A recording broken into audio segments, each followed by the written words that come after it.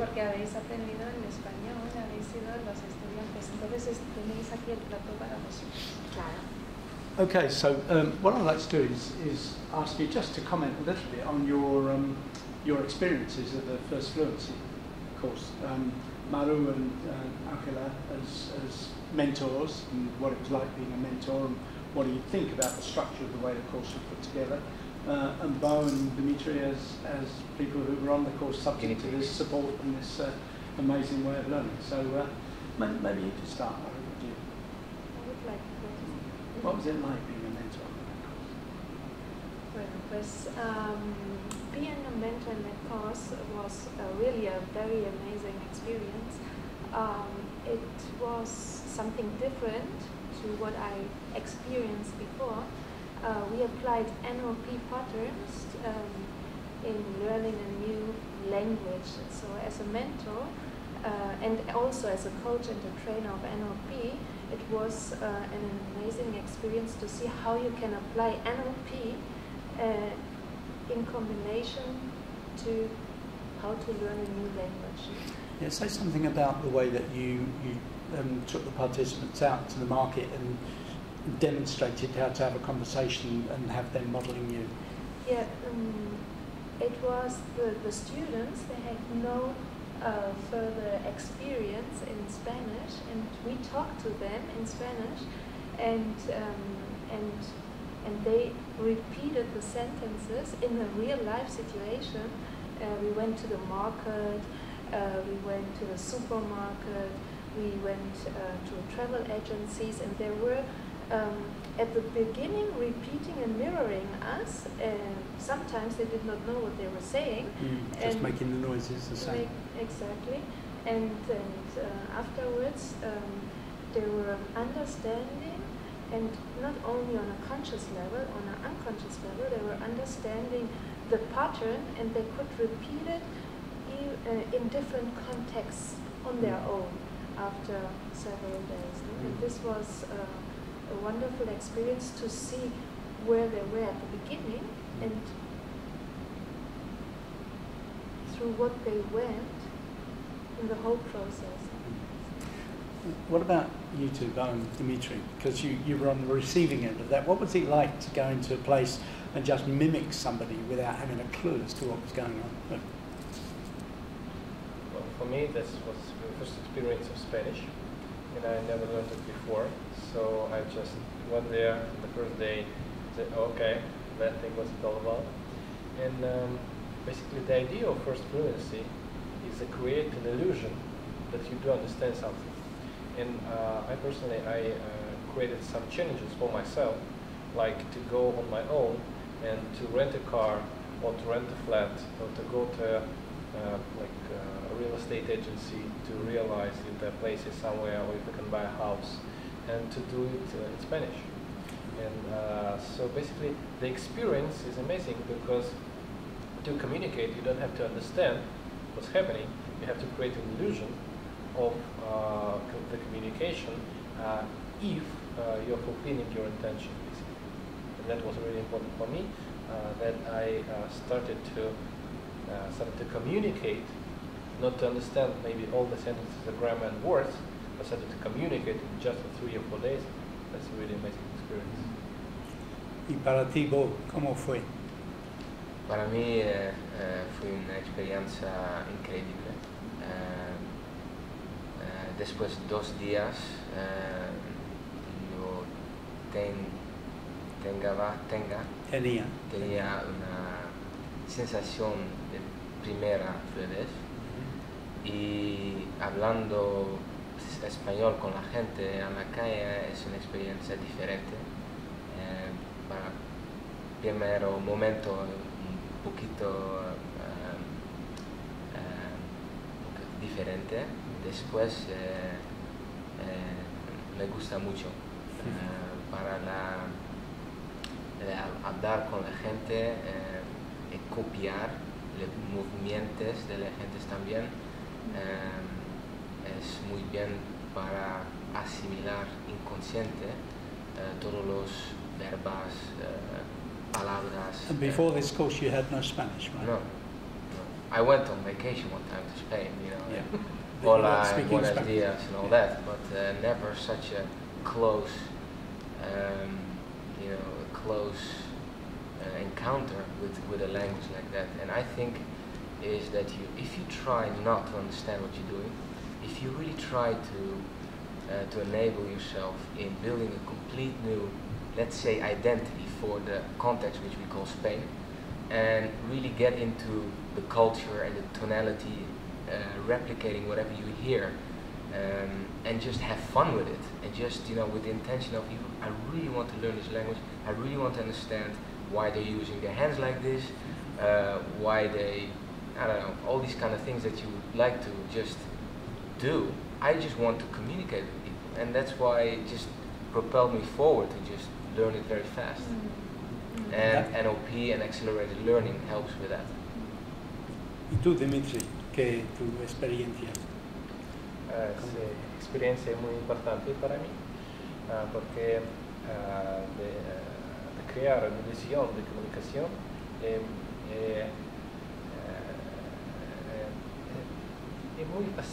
muy fácil.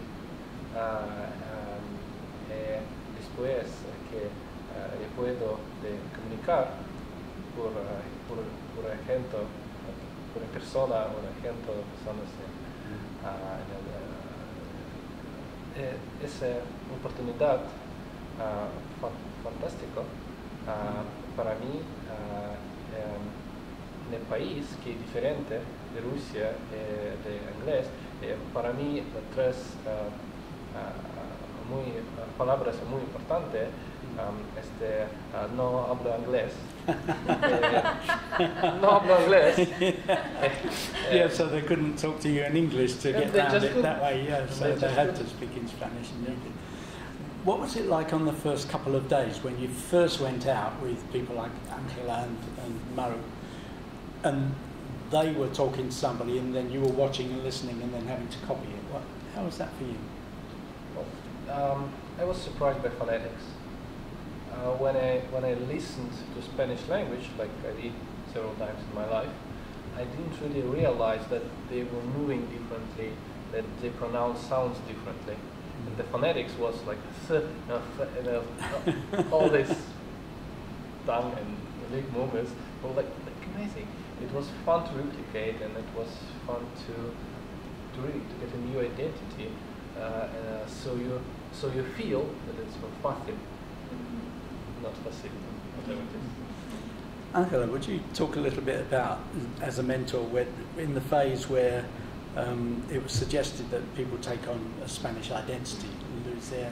What was your thought at that stage? That was one of the things that I thought was most interesting, because it's true. I mean, as polyglots, we might not be consciously aware of it, but we might breathe. We have a different posture when we talk in a particular language.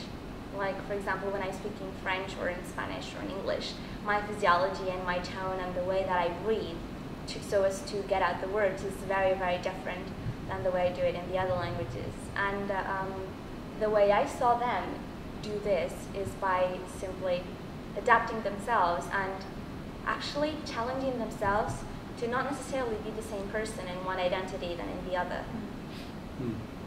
And I mean, what's interesting is you grew up in Germany, didn't you, Maru? Yeah. So German is, along with Spanish, is your staple language. You speak superb English.